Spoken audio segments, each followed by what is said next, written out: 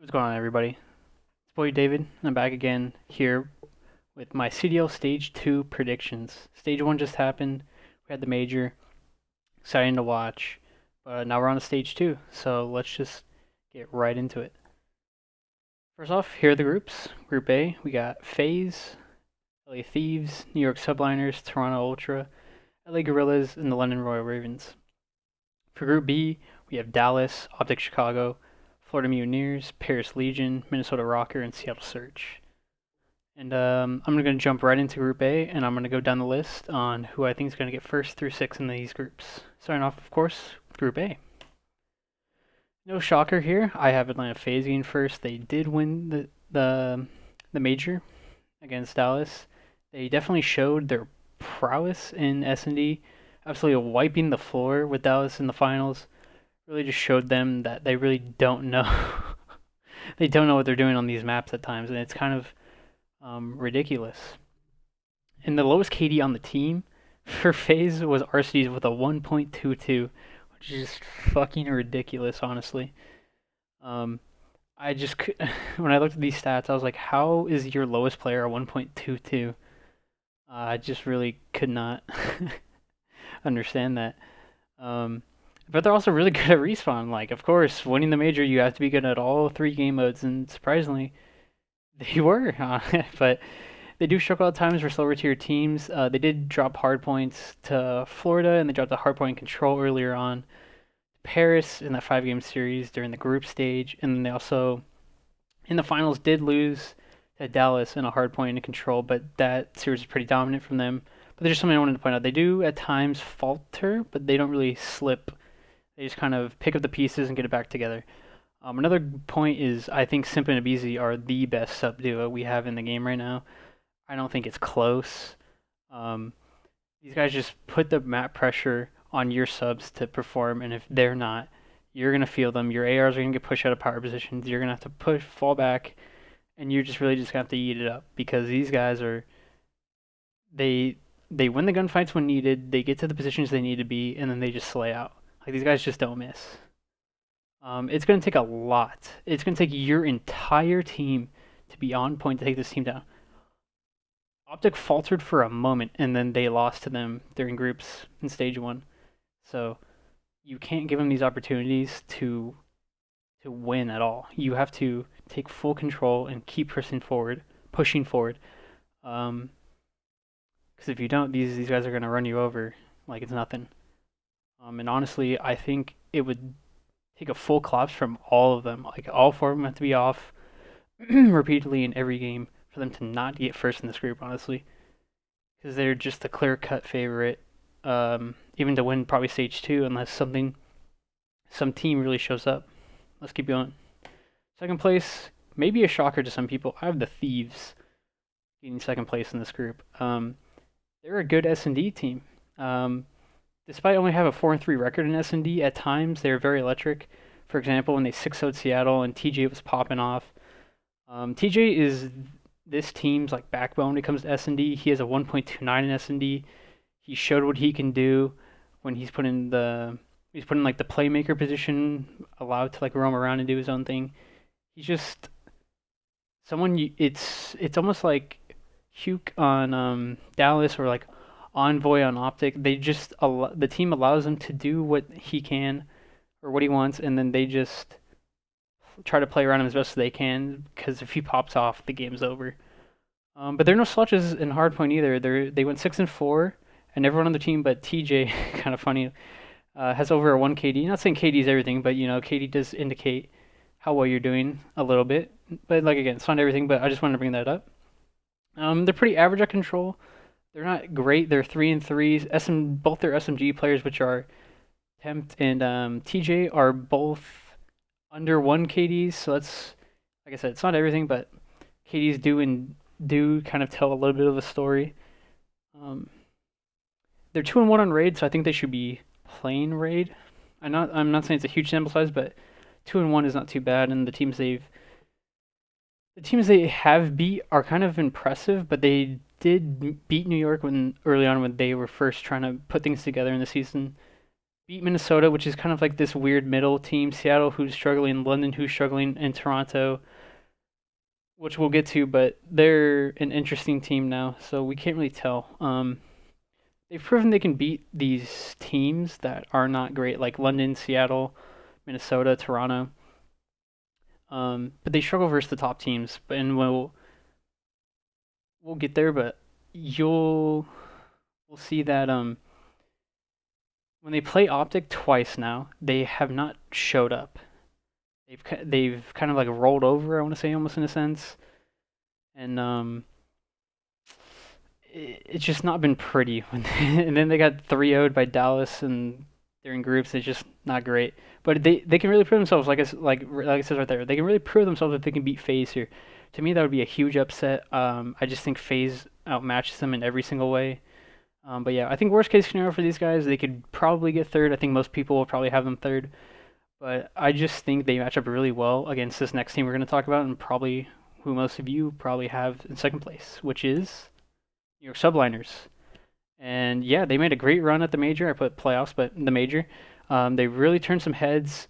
Players like Diamondcon and Mac and Asim were all these like wild cards, like these young players we really didn't know what they were going to bring to the team, and they showed up. They played well against good teams, even though they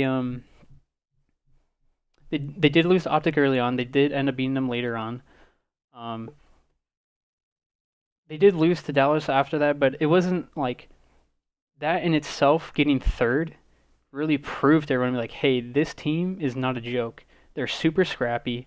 They have this mentality of like the underdog, which Clay just seems to always get somehow on these teams, and then he just rises up. But this event, Clay was no joke. I will talk about a Sim and Diamondcon in just a bit, but Clay was no joke in this event. He was leading ARs in hardpoint kills per 10 minutes, damage per 10 minutes, and in S&D he also led in kills per round and damage per round, and control, damage per 10 minutes, and objective kills per 10 minutes. And people are saying this guy is falling off. Like, if I were just to say those stats, you would think this guy's in his prime. Like, it is nuts to me. But let's get back to it. They can be super explosive. Like a Sim versus Minnesota, that guy absolutely went off on him. His former team, it was obviously a big thing for him. They interviewed him, and you could really tell that it was very emotional for him playing that team, showing up, doing big things. But if Diamondcon can play like he did against Optic in that second series, and if a Sim can play like he did against Minnesota during the groups, this team is dangerous. But like I said, if Clay's popping off, this team is a major threat, and if these guys can follow along, who knows? I was very skeptical about these guys coming into it after Zuma retired and picking up Diamondcon. I wasn't too sure, but they're turning heads and proving people wrong. A lot of people had them bottom of their polls, and I wouldn't. I would be a liar if I didn't think they were going to be bottom. At least I thought they were going to struggle a bit, but they've really showed that they can really, really play with the big dogs. Yeah, I definitely think they could beat the Thieves here and get second, but I think worst case scenario if they falter a little bit, like if Sim has like a bad series or Diamondcon has a bad series, I think they could fall to fourth. But I'm pretty set on them getting second or third. I just think if for some reason they have a really off series or two, fourth is like the lowest I can see them in this group. But yeah. For fourth place, I have the Gorillas. This is a team I really do not know a whole lot of about. I've only seen a little bit through like clips and highlights, but what I did gather from what I have seen, the very little, is that they're pretty good at S&D, 6-3 in S&D. But they can't beat other like top teams in S&D. Like when they played FaZe, they couldn't beat them. When they played Optic, they couldn't beat them. But they did beat Optic in the first hardpoint, and they did beat the Thieves. They did upset the Thieves in the early rounds, like it says. They have to come out hot like they did against the Thieves. I'm skipping points, but it's all right. They have to come out hot, I feel like, if they want to beat these top teams. They have to come out of the gates hot. They have to surprise them in the first map, and then they roll that into the S&D where they're actually good enough to try to compete with these guys. 'Cause I think Apathy, Assault, Silly are all veterans who have showed that they can show up against these big dogs.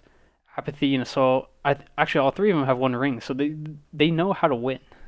This team knows how to, and then I think Vivid are really. I was surprised when I looked at these stats. I'm like, dude, I mean, his KD's nothing nuts, but like he's top in SMGs with kills per 10 minutes and hardpoint. He had 26.36 kills per 10 minutes, which is nuts for pros. I know it might not seem like that if you're thinking about pubs, but then he's also top in damage per 10 minutes with 4,958, almost 5,000 damage. That's wild. That's why I think he's the X factor. This guy has shown that he can try to keep up with, the he has the talent to try to keep up with the likes of Abizi, Simp, Scump, Envoy, Hook, and Shotzi. I think this team is like they're like one link away. I don't know who it is or what it is, but I really feel like if they can turn the S&D, or not the S&D, they can turn their um, respawn and scrappiness into a more consistency, because they have taken maps off these top teams, like I've said. If they can turn that around, this team can be dangerous. I just don't know. Right now, I have a tough time putting confidence in that. Because they can't beat these. They beat these bottom teams consistently, like I put here, but they need to improve to beat the likes of FaZe, Dallas, Optic, New York. These teams that have proven that they can run with the big dogs. I think if they can't turn it around, and if, like, again, best case scenario, I think they might be able to get third. It depends how well New York is playing. If New York is on their game, I think fourth is pretty good. Um, I think this team below them for somehow surprises me once again. I think not surprises me, but you know they have a wild card, which I think could prove to be better than the Gorillas, but we'll just have to wait and see. Fifth place I have is Toronto. Like, I have some stuff written about Toronto, but I like, it just really doesn't matter. Even though it shows methods here, I could not find a picture of Insight with the roster. So methods is out. Put an Insight in. I don't know much about the kid. I know I believe he's from Europe. Is he an AR? Is he an SMG? I really don't know. But the big questions is, what does the team look like with him? And I think no matter who is in that fourth spot with them, I think Cammy and CleanX need to step up. They were good. Don't get me wrong. They had moments of splashes, especially Cammy. Cammy and Methods were like the backbone of that team, in my opinion, and it was just about getting CleanX to get to there, and then kind of, I won't say dragging Bance, but like getting like, hey Bance, come on, we're doing this thing. It's like, now it's like, well, you have one of your better player, I think one of their best, if not their second best player, gone. It's like you're putting in this guy you don't know, and it's like, well, what do you do? I mean, the stats I have here are they're 6-6 in S&D, which is a lot of games. They beat teams like Minnesota who are good at S&D. They beat teams like FaZe and Optic in S&D, but they're 2-6 in Control. They're 6-7 in Hardpoint, and the notable games they have beaten in the Respawn are like against Florida and the Gorillas, and that's not really saying too much. As I said last time, like, the Gorillas aren't a great Respawn team, and we'll get to Florida in the next group. I just think it's going to take time to figure out how they're going to play without methods and with insight. So I'm expecting a little bit of a slow start. I think if they go really slow for some reason, they really cannot find their footing. I think they could be sixth, but if for some reason Insight comes in and they're doing well, I just don't see them beating New York, Thieves, or FaZe. So I think the best they can do is fourth. I think they can switch with the Gorillas, but we'll see. The last team in this group I have, no shocker really, is the London Royal Ravens. I really don't have much on this team because they took two maps off top tier teams, but they just really never had a series where they put it all together and were able to win. They did beat Dallas on Moscow 250 to 160, which is kind of impressive, and in Garrison 235 to 238, and beat the Thieves in a Control 3-1 in Garrison. But besides that, I mean, they had a close series against Seattle, I guess. I mean, it's like, um, I really don't know what to say about these guys. They all struggled, like, slaying wise. Like, Shawnee had over 1 KD in hardpoint, but everyone else was negative, and it was like, kind of underwhelming if you looked at all these stats and you're like, man, like, is this roster really what you want to do? Like, it just seems very, very underwhelming at times. And you're like, man, I get it. They didn't have practice.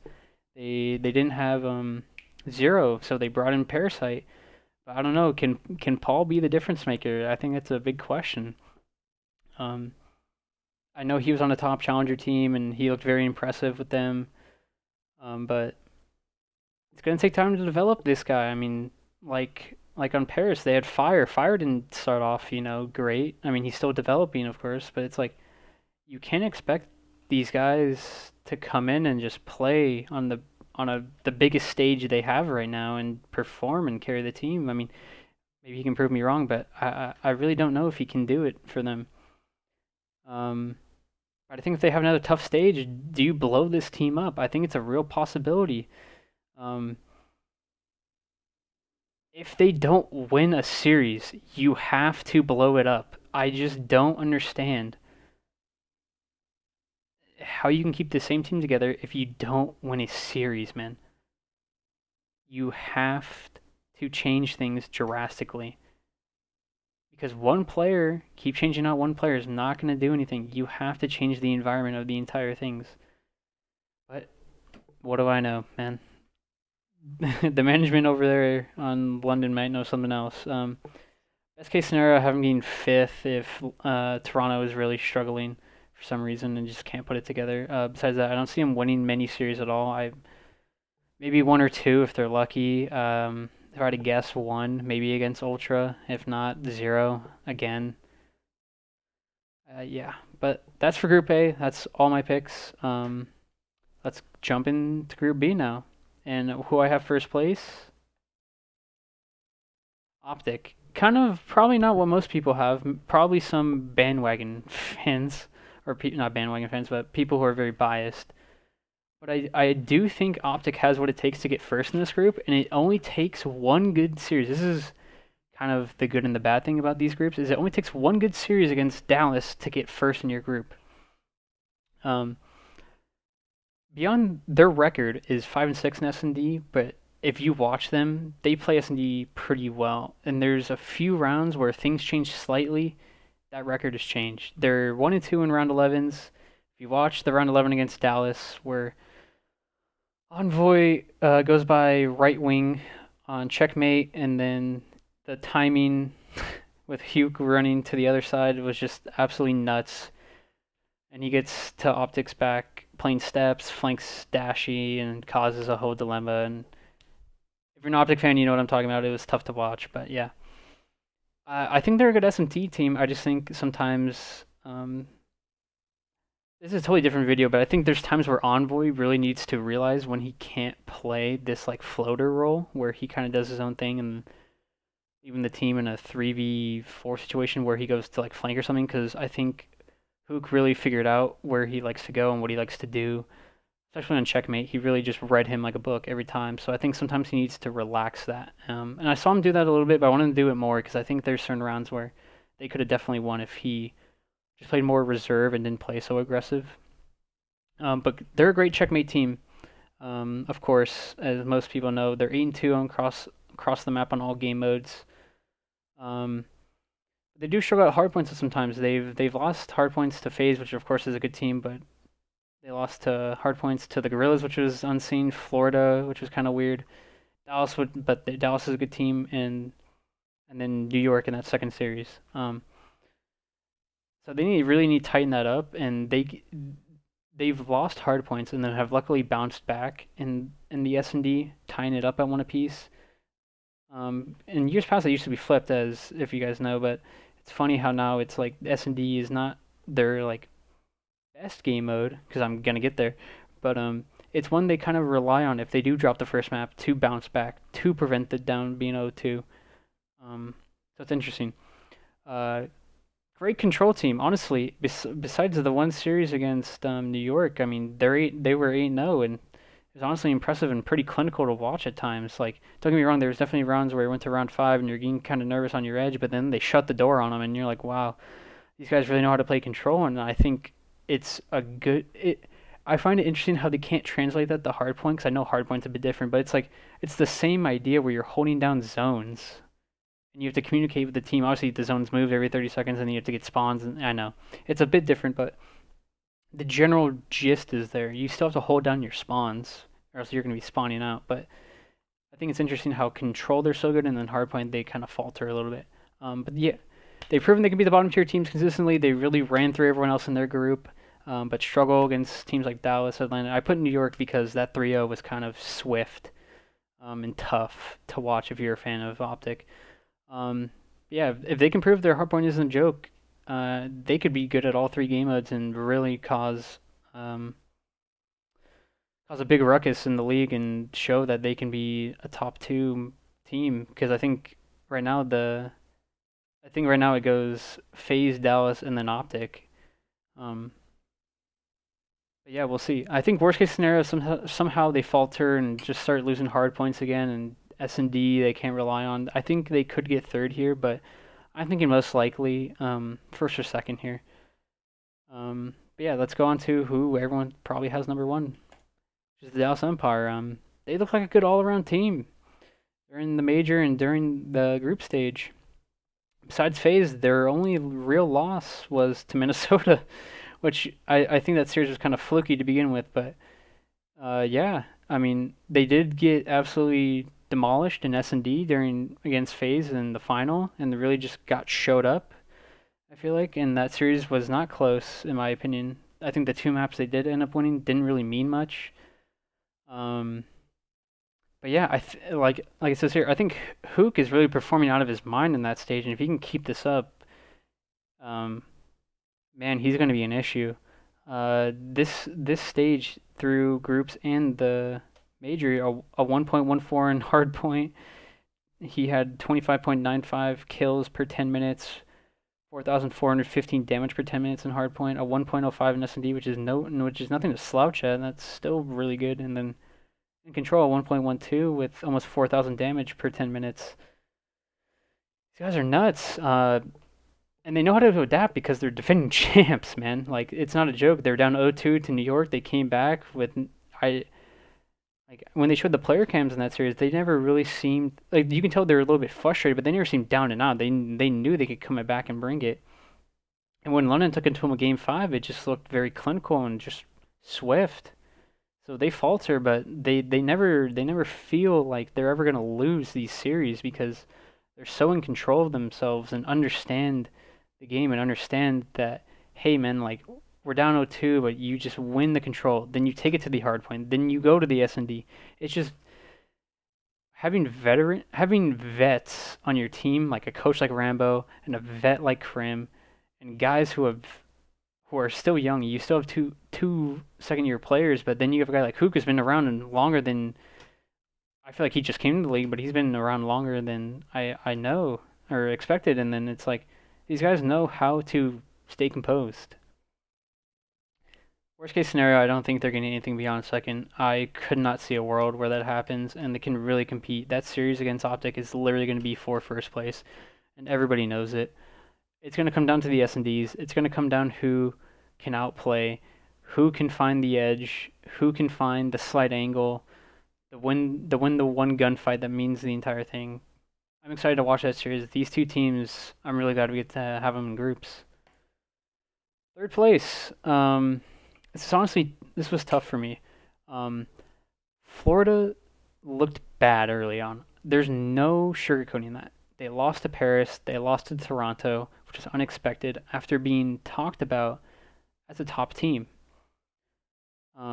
People were saying, "Hey man, who are you expecting to be towards the top of these teams?" And of course, you had people say Dallas, Chicago, Atlanta, and then people started bringing up the Mutineers. Like these guys were talked about by other pros as the team to keep an eye on because scrims were apparently going really well for them. They were competing, but then it just didn't show up. But at the major, they did have a few good series. They were able to beat Seattle, not really saying much. Paris again, not really saying much. And then they ran into they ran into New York, and that's when New York decided to run amok, pretty much. I think they have a good team. I think these players are good. I really like Skies, Awakening. Neptune is a good young talent. Slacked, I think, is a great veteran to have, but they just, like I said, they need to put it together and work it out. Um, Someone needs to help my guy Big Wake, man. A 1.37 in S&D, 22 first bloods, an average of 213 damage per round. Someone's got to help him out. Skies with a .83 in S&D and Slacked with a .78. Like, someone needs to step up. Neptune is a 1.03 if you're curious, but it's like this guy needs some help in S&D because they would be winning a lot more because you have a top tier talent if someone else was stepping up. I do think Slacked is the X factor. I think if he's having a good series, this team is dangerous because Neptune can hold his own. Skies is one of the more premier AR players. Wake is no joke, like I said. It's going to come down to Slacked because I really think SMG duos in today's league is everything. If your SMGs can't be performing, you're not going to do well. Your ARs can only do so much. They're going to get picked off by the other SMGs at times, and you're going to need your SMGs to do something similar. Um, like I said, worst case scenario, I think they could falter to fifth place. I think this group is very volatile, third through fifth. Um, so yeah, I think they could. Like I said, I don't know why I put best case third because I think they are going to get third. But yeah, I think fifth is the worst. Realistically, third or fourth, in my mind. Excuse me. But yeah, let's keep it going. Fourth place, Minnesota. Super tough team to really predict how they're gonna do. So this is why it was tough for me. Like I said, 6-2 in S&D. Good S&D team. Their only losses are to New York and Toronto. Which is really interesting. But where they're struggling, man, is the hard point. They're 2-7, and the two teams they beat are not good. They beat London and Seattle. Like, congrats. I'm, those teams got knocked out first round at the major, and they have two games that they scored under 90 points. Attach is the only one going positive in HP with a 1.02. Um, they're all low in kills per 10 minutes and average damage per 10 minutes in hardpoint. They're 4-2 in control though. I guess. They're just super tough to predict. Like, man, these players. When I saw this roster, I'm like, dude, this is a solid team. They could be a dark horse. They could cause issues, but for some reason they're not. Like, Attach was in a premier Slain SMG. Priesta was on a championship caliber team last year on FaZe. Accuracy, a good AR player. Major Maniac, again, same. He was also on the FaZe team that was just running havoc on most of the league. I just don't know what's happening. Like, they need to improve their hardpoint game. Bottom line, 2-7 is not going to cut it. And beating two of the lower tier teams, you're pretty much 0-7 in my mind. You beat those teams, great. It means nothing. If things really don't change in my mind, this team just seems like it's a mismatch and is not going to work. I don't know who that means replacing, but I would just, if I'm them and things are not clicking and we're getting fourth or fifth place, you need to start really thinking about this roster. Like, I think stage one, sure, you can call it a fluke. Stage two, it's like, well, is it a fluke? Are we just not clicking together? Do we need to make a roster move? I really think if these guys don't put it together this stage, they should consider it at least. Worst case scenario in my mind, if they're really faltering fifth, I don't. I have a hard time believing anyone else is going to get sixth in the team I have placed there. Best case scenario, I have them third if they can, win their S&Ds and win a control. Yeah, if they're, like I said, if they can steal a hard point, they can win a series quite easily in my mind. It's just all about that. Yeah, let's keep it going. Fifth place, Group B. Paris Legion. Probably not what some of you were expecting, to be honest. But I was genuinely surprised by these guys. I really thought they were going to be dumpster fire. they're just a tough team. I can really tell these guys have something to prove. All of them are all players most people probably don't know of or don't remember. Um, Aqua, a guy who came up in AW and really just took took the scene by storm. Classic, a guy who's been around for forever and has always been a top guy who's shown that he can compete and can win championships. Scraps, a guy who just came up, not too long ago as a top player, and everyone was like, "Dude, watch out for him. He's a real issue." Fire, I don't really know much about, so I can't really say anything about him. But these three vets are really surprising the league. I mean, 6-4 in hardpoint. I mean, to be honest, I think all of us expected this to do worse, but they were able to beat FaZe in hardpoint, beat Florida twice in hardpoint, and they beat LAG. I mean, not bad, but their S&Ds where they're struggling, 2-6. That's in my mind where they really have to improve in order to do better, in order to win more series. But man, they played tough. Took FaZe and LAG, or the Gorillas, to Game 5. Beat Florida 3-0, which was probably very unexpected, and for me it was. And they beat Toronto 3-2. So, like, these guys are just competing, trying their best. Obviously, not the finish they wanted, probably. They probably wanted to try to, get a bit higher in the rankings. But they showed some promise, man. They're not a team that's going to roll over on you, which I was really surprised by. I think worst case scenario 6, but I have a tough time really believing that because this last team really,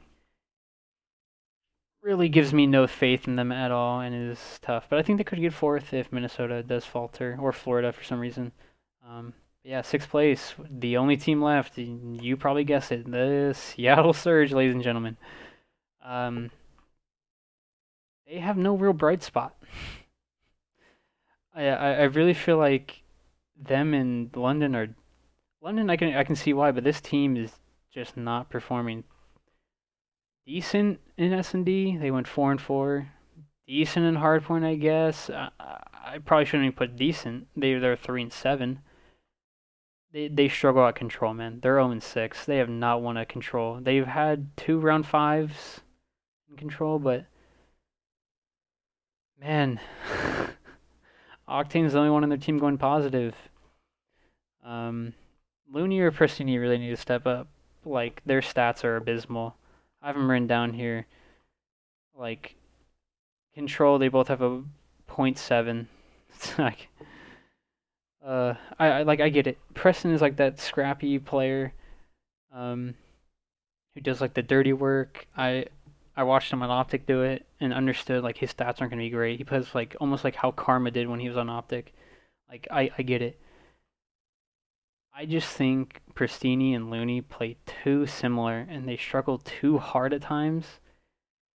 And then if Gunless isn't on point and Octane isn't on point and these guys are gonna have off games, then the whole team's gonna go down. I really feel like you need a new SMG here. One of them needs to go in my mind. But yeah, looked good at points. Like versus the LA Thieves, they had a pretty good series, and then round 11, that game 5 was just terrible. I don't know why I said round 11. That game 5 was abysmal. Literally, TJ ran them off the map. And then against London, but again, London's a bad team. Besides that, it was really, really tough to watch. Like it says here, I think if this team starts struggling at this point, you need to make a roster move. Like, just start it early, man. Like, this team, I know Octane made a video talking about how in scrims things were looking a lot better, and then they went to the major, and then they just kind of, things didn't go their way against Florida. Like, I get it. Like, sometimes just a bad series happens, but man, like, it's tough to watch at times.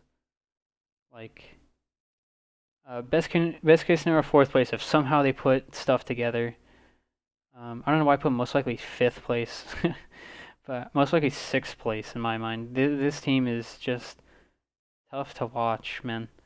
There's literally me and my buddy of mine were talking about this. Like, dude, like, you would think after such a bad year last year, you would put a team together where you knew you can compete this year. And I saw this team, I was like, I don't know, maybe. I like the Gunless pickup, but the Preston and Looney seemed kind of weird to me. But yeah, those are my predictions, guys. Let me know what you think of what I predicted. Here are the groups once again if you're curious. Matches start tomorrow when this will be coming out, so go watch the matches. Enjoy them. I I know I kind of ragged on some teams at the end there, but it's like, man, just tough. And tell me, who do you expect will be? Who do you think will be better than expected? Do you see the Gorillas really taking a step forward? Do you see Florida being able to make a run at first or second in Group B? Do you think Minnesota can take third? I don't know. Let me know what were some of your hot takes. Um, and who do you guys think will make the first real roster move in my mind? I don't think the Parasite dropping and picking up Paul is the real move. I don't think Neptune was a real roster move either. I'm talking about like, I don't know, more major moves to be honest. I think if I had to guess, it would be the Surge. Honestly, yeah, I think it's gonna be the Surge or I mean, I guess Methods was the real roster move, but I'm not really thinking that's gonna last too long. Yeah, I think the Surge are gonna be the first team to like pull a trade or something like that. I don't know.